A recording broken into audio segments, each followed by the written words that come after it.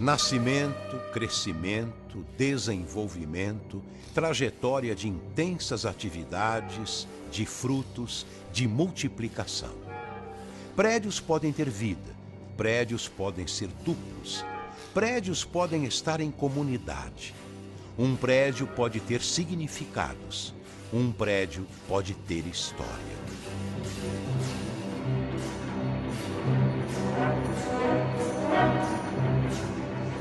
São Paulo cresceu e ganhou muito destaque no século XX.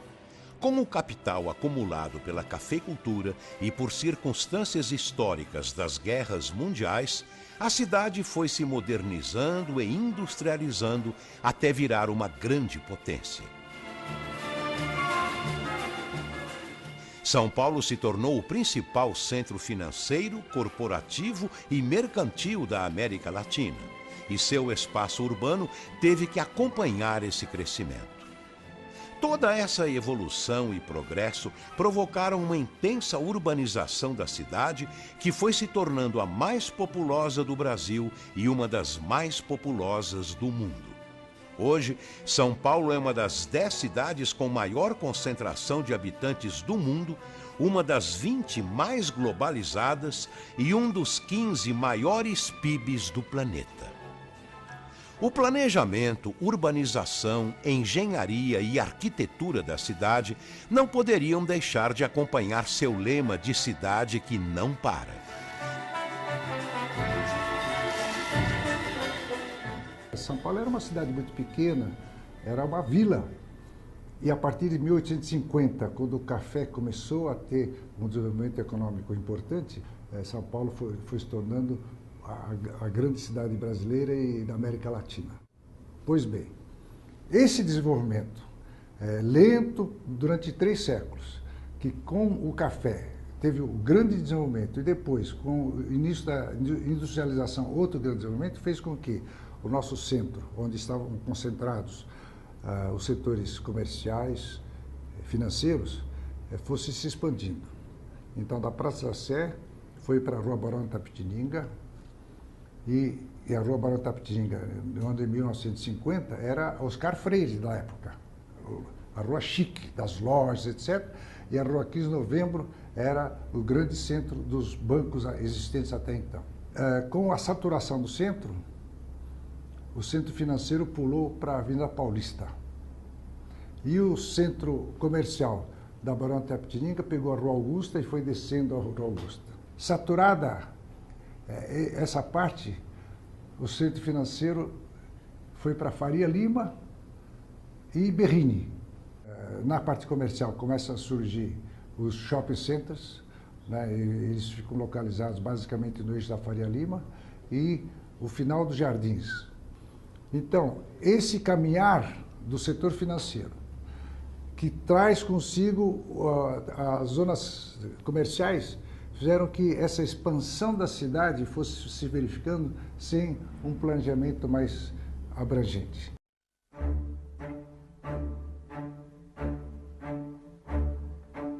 A cidade que não para tem também uma justiça que não para. Casos surgindo, sendo julgados, recorridos e solucionados a todo momento. Uma cidade que trabalha, que cresce, se reproduz, batalha, compete, conquista, que ama. São questões econômicas, sociais, trabalhistas, familiares, passionais, que surgem diariamente na cidade. E o papel do Tribunal de Justiça de São Paulo é resolver todos os casos e polêmicas e manter a engrenagem da cidade.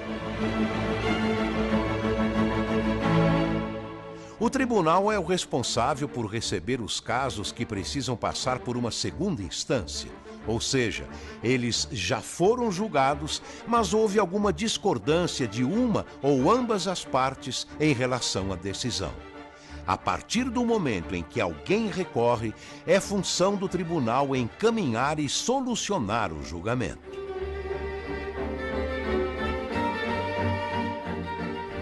As principais mudanças que ocorreram nos últimos anos em relação à Justiça de São Paulo decorreram da proximidade maior com a população. A criação de juizados especiais, facilitando o acesso à justiça, os centros de conciliação que estão se tentando para evitar, às vezes, até que se chegue à justiça, as dificuldades que a população possui. Existem também até assessoria de imprensa, coisa que antes não se falava, sequer se cogitava no tribunal, exatamente para que ocorra uma proximidade com o jurisdicionado, com aquele que realmente precisa. Os sites, as comunicações via internet, as comunicações das formas mais diversas, trouxe à população, e hoje em dia o Poder Judiciário não é mais algo hermético, algo que não se comunica com a população. Aqui eu costumo receber inúmeros e-mails, às vezes das próprias partes, solicitando informes dos seus processos via e-mail.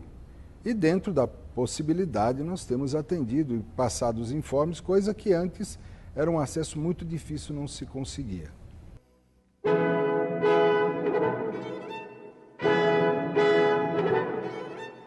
Para dar conta de todos os casos que passaram pelo Tribunal de Justiça de São Paulo, desde sua instalação em 1874, sua casa teve que crescer e se multiplicar ao longo de décadas. O Palácio da Justiça, construído no século XX, não foi mais suficiente para todas as suas atividades, sendo necessária a ocupação de outros imóveis, como o Palacete Conde de Sarzedas, sede do Museu do Tribunal, bem como a construção na mesma rua da moderna torre denominada 9 de Julho e de outro prédio denominado 23 de Maio. Também foi preciso a ocupação de 3 outros prédios na rua Conselheiro Furtado e ainda a adaptação de prédios importantes como o antigo Hotel Hilton, hoje conhecido como Edifício MMDC. Tudo isso sem falar em prédios menores responsáveis por cartórios e a parte administrativa. Muitos arquivos, paredes, corredores, colunas, chão, portas e janelas para darem conta de tanta história. No próximo bloco, adentramos mais esses espaços em uma incursão no mundo da justiça e uma excursão por seus prédios.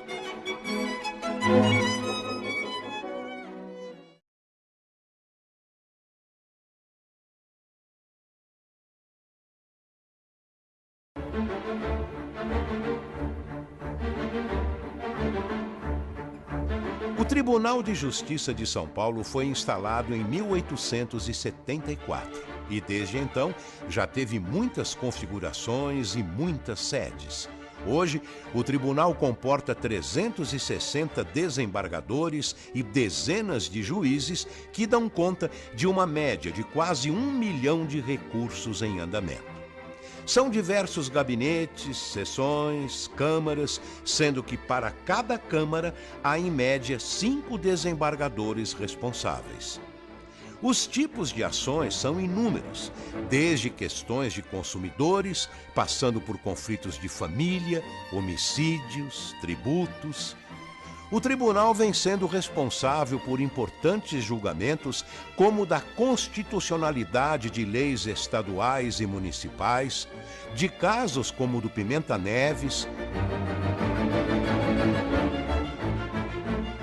do maníaco do parque,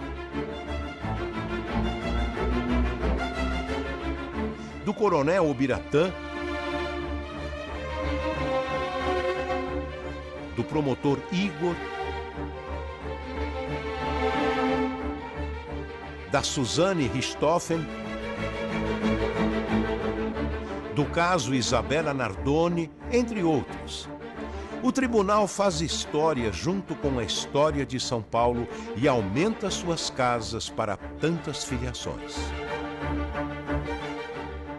Com o unificação dos tribunais, houve a necessidade de readequação da estrutura para atender os 360 desembargadores que passaram a fazer parte do tribunal, ficando divididos em direito privado, nos prédios da Conde de Sarzedas, números 100 e 38, e o de direito criminal nos prédios que já eram locados pelo Alçada na Conselheiro Furtado. E direito público permaneceu na Paulista, até que o tribunal alugou o prédio do antigo Hotel Hilton. Aqui no Conde de Sarzedas 100, foi a primeira implantação da padronização de móveis de gabinetes. Todos os gabinetes aqui passaram a ter um padrão que serviu de base para a expansão para os demais gabinetes dos desembargadores, dos móveis. Sem dúvida alguma, a justiça brasileira vem caminhando pela democratização, vem caminhando pela modernização, e a arquitetura deve, sem dúvida, acompanhar esse desenvolvimento que a justiça vai desenvolvendo. E isso que eu procurei fazer, procurei refletir no projeto que eu fiz no edifício junto ao Fórum de São Paulo.